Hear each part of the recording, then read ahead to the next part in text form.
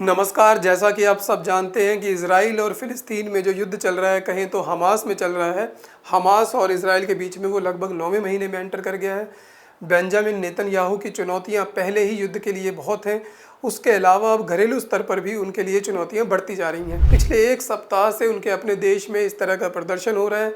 यह जो प्रदर्शन किया जा रहा है, ये अल्ट्रा ऑर्थोडॉक्स ज्यूज़ के द्वारा किया जा रहा है, यानी कि अति रूढ़िवादी जो ज्यूज़ हैं। इस कारण जो उनकी सरकार पर संकट और गहरा गया है।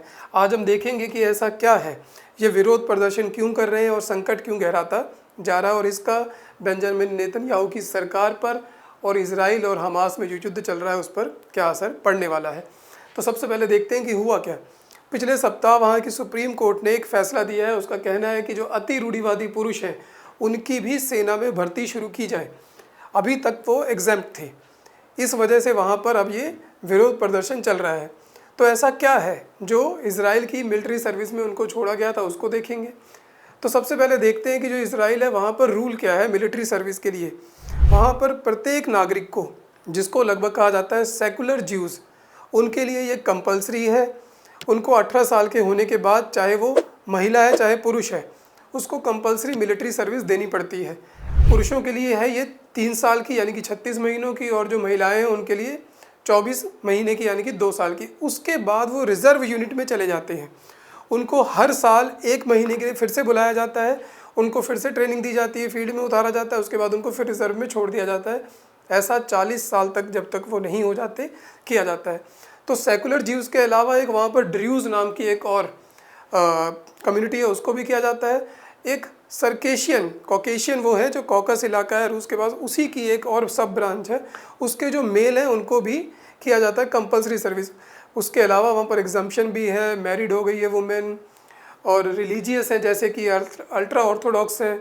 उसी के साथ जो अरब हैं उनको भी छूट दी गई है, अगर वो चाहें तो आ सकते हैं, चाहे तो नहीं आ सकते। तो इस तरीके से वहाँ पर एक कंपलसरी मिलिट्री सर्विस का है, जिसे कॉन्स्क्रिप्शन कहा जाता है।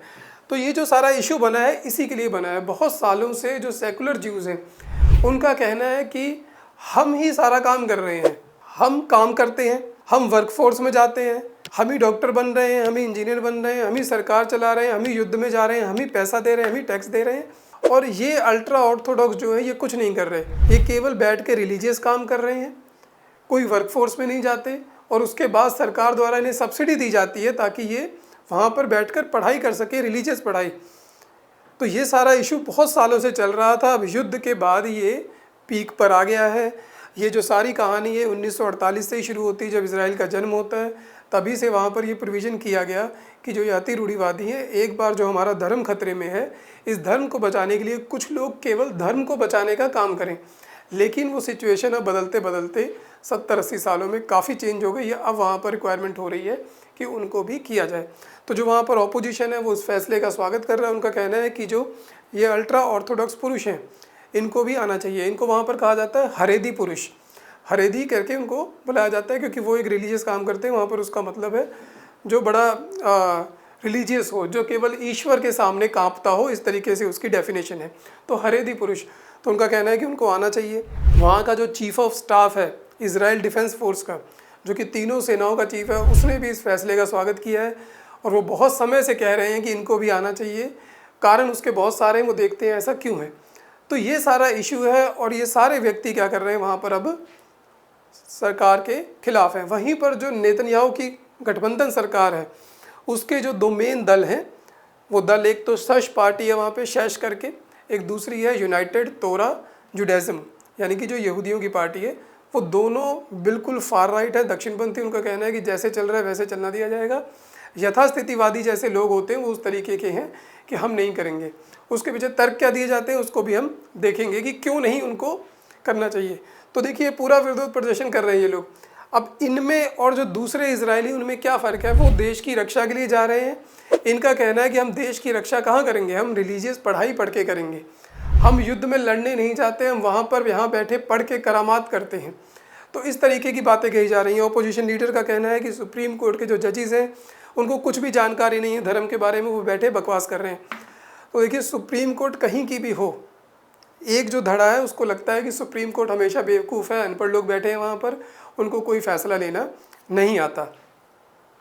तो जो अल्ट्रा ऑर्थोडॉक्स लोग हैं, जो अति रूढ़िवादी हैं, ये चाहते हैं कि केवल ये जो रिलीजियस स्टडीज़ है उसको करें। ये तोरा को पढ़ते हैं। तोरा का मतलब है कि जो पहली 5 किताबें हैं बाइबल की, जो कि हिब्रू में लिखी गई थी, जो इनकी भाषा है, उसको ये अपना मूल ग्रंथ मानते हैं। उसको पढ़ने की, उसको सहेजने की, उसको याद करने की, उसको आगे बढ़ाने की, उसी चीज़ की इनकी स्टडीज़ है और उसी में ये लगे रहना चाहते हैं। जबकि दूसरा हिस्सा कहता है कि भाई तुम भी युद्ध में आओ। ऐसा नहीं है कि सारे युद्ध में नहीं आना चाहते, कुछ वॉलंटरी करते भी हैं, कुछ युद्ध में जाते हैं, लेकिन उसमें भी बहुत आता है कि वो समाज से कलंकित हो जाते हैं, उनको निकाल दिया जाता है, बॉयकॉट कर दिया जाता है। देखिए, एक जगह हमारे यहाँ कल्चर है कि कोई युद्ध में गया तो उसको शहीद का दर्जा वहाँ भी दिया जाता है, लेकिन एक वर्ग है वो कह रहा है कि अगर वो युद्ध में गया तो समाज उसे कह देगा कि तुम कलंकित हो गए। ये लगभग वैसी ही धारणा है जैसी हमारे यहाँ मध्य युग में थी कि अगर हमने समुद्र पार किया तो हमारा धर्म नष्ट हो जाएगा। ये कुछ वैसी ही विचारधारा मिलती हुई नज़र आ रही है। तो ये चाहते हैं कि ये करते रहें और यही काम करें, युद्ध में बैठे ये यहाँ से करामात करेंगे। लेकिन सिचुएशन ऐसी नहीं है। जो सेकुलर ज्यूज़ हैं उनका कहना है कि इनमें से बहुत सारे लोग झूठे हैं। कई सारे व्यक्ति अनऑफिशियली वर्कफोर्स में जाते हैं, वहाँ पर काम करते हैं, वहाँ पर पैसे कमाते हैं और सरकार से भी पैसा लेते हैं, और कई ज़बरदस्ती वहाँ पर भर्ती हो जाते हैं। रिलीजियस काम कुछ नहीं करते, केवल टाइम पास कर रहे हैं, एंजॉय कर रहे हैं, और हम पूरे देश का बोझ उठा के बैठे हैं। तो इस तरीके का ये इशू बन गया है वहाँ पर। और भी बहुत सारी एलिगेशन लग रही है। ऐसा कहा जा रहा है कि पहले जब 1948 में दिया गया था, केवल ये 400 लोगों के लिए दिया गया था, कुछ रिलीजियस लोग थे उनके लिए, लेकिन धीरे धीरे ये बढ़ता गया और अब जो पॉपुलेशन है उनकी वो लगभग 13% के आसपास पहुंच गई है टोटल पॉपुलेशन में। मतलब कि 90 लाख अगर वहाँ की पॉपुलेशन है तो उसमें से आप देखिए 13% यानी कि 10 लाख से ऊपर लोग अब अल्ट्रा ऑर्थोडॉक्स हो गए हैं, जो कि बहुत बड़ा हिस्सा है। अगर इतने बड़े हिस्से का भरण पोषण सिर्फ कुछ हिस्से को करना पड़े तो वहाँ पर क्राइसिस अब आ रहा है। एक और एलिगेशन लगता है कि ये लोग बच्चे ज़्यादा पैदा करते हैं। जो सेकुलर ज्यूज़ हैं वो बच्चे कम पैदा करते हैं, ये बच्चे भी ज़्यादा पैदा करते हैं और ये युद्ध में भी नहीं जाते हैं और बहुत सारे रिसोर्सेज को यूज़ कर रहे हैं। लेकिन बात ये है कि अब ऐसा हो क्यों रहा है? क्योंकि खुद नेतन्याहू की गवर्नमेंट भी चाहती थी कि ये जो कानून है ये पास हो जाए कि इनको भी मिलिट्री में भर्ती किया जाए। उसको ये जो फार राइट वाले थे वो अपोज कर रहे थे। इसी महीने की बात है, पार्लियामेंट में सुप्रीम कोर्ट ने दे भी दिया है। कारण है युद्ध। जो अभी युद्ध चल रहा है वो बहुत बड़ा फैलता जा रहा है। अभी हाल ही में परसों ही ईरान ने कहा है यूएन में कि अगर अब भी इजराइल ने गाज़ा पर अपना हमला नहीं रोका तो हम एक ऐसा युद्ध शुरू कर देंगे कि फिर उसके बाद इजराइल का नामो निशान नहीं बचेगा। वहीं पर इजराइल के जो फॉरेन मिनिस्टर उसने कहा कि जो ऐसी बात कह रहा है, ए regime that threatens destruction deserve to be destroyed, कि जो हमारे डिस्ट्रक्शन की बात कर रही है हम उसे डिस्ट्रॉय कर देंगे। तो बहुत बड़ी बड़ी बातें हो रही है युद्ध में, क्राइसिस का समय है, इस वजह से वहाँ पर और सैनिकों की आवश्यकता है। तो एक तो कारण हो गया कि वहाँ पर युद्ध के जो खतरे हैं मंडरा रहे हैं, वहाँ पर सैनिकों की आवश्यकता है, इसलिए भी चाहिए कि अति रूढ़िवादी आए। दूसरी बात, अभी तक सेना की वहाँ पर कमी हो रही है। जो टोटल सेना है वहाँ पर जो वर्किंग, जो इसको कहें कि परमानेंट सेना में रहते हैं, वो लगभग 1,70,000 के आसपास सैनिक है और 4.5 लाख जो है रिजर्व में है।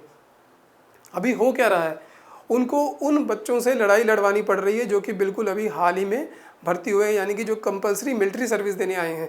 18 से 21 साल के जो नौजवान हैं बहुत सारे वो युद्ध में वहाँ पर मारे जा रहे हैं, शहीद हो रहे हैं, और बाकी लोग बैठकर वहाँ पर पूजा पाठ कर रहे हैं। उनका कहना है कि ऐसा नहीं चलेगा, हमें युद्ध के लिए मैच्योर आदमी चाहिए जिनको अच्छी खासी ट्रेनिंग दे सकें। हम नए नए लड़कों से लड़वा रहे हैं और रिज़र्व फोर्स के जो लोग हैं जो कि 35 से 40 साल के हो गए हैं, बुजुर्ग हो रहे हैं, हम उनको युद्ध में लेके आ रहे हैं और ये बैठे वहाँ पर ये काम कर रहे हैं। फिर वो बच्चे ज़्यादा पर करते हैं, वो भी इशू है एक। और उसी तरीके से वहाँ पर और भी इशू बन रहे हैं। सरकार का पैसा ज़्यादा लग रहा है, सब्सिडी देनी पड़ती है इनके लिए। तो इन सारे मामलों की वजह से वहाँ पर जो सिचुएशन है वो गंभीर हो गई है और वो चाहते हैं कि अब ये भी युद्ध में आए। तो देखिए, बड़ी अजीबोगरीब हालात हैं। किसी भी देश में अगर एक वर्ग कह दे कि हम युद्ध में लड़ने ही नहीं जाना चाहते, हम बैठ के केवल पूजा पाठ करेंगे, हम धर्म की रक्षा करेंगे, तो कितनी विडंबना वाली बात है। धर्म की रक्षा पूजा पाठ करने से होगी कि उस धर्म के लोगों की रक्षा करके होगा जब उनके ऊपर हमला आया हुआ है। ये बहुत गंभीर बातें हैं सोचने वाली। और जवान जैसा कि हमने पहले वीडियो देखा, अगर उतनी उम्र के लोग भी वहाँ पर हड़ताल करेंगे जाके कि चाहे कुछ भी हो जाए, वो कह रहे हैं कि चाहे कुछ भी हो जाए, हम मर जाएं, लेकिन हम युद्ध नहीं लड़ने जाएंगे। तो युद्ध में जाके लड़ लो भाई, किसने मना किया है। तो ये था हमारा आज का वीडियो कि अल्ट्रा ऑर्थोडॉक्स जो ज्यूज़ हैं वो क्या सोचते हैं, आपका इसके बारे में क्या विचार है, ज़रूर कमेंट कीजिएगा। मिलेंगे नेक्स्ट वीडियो में। धन्यवाद दोस्तों।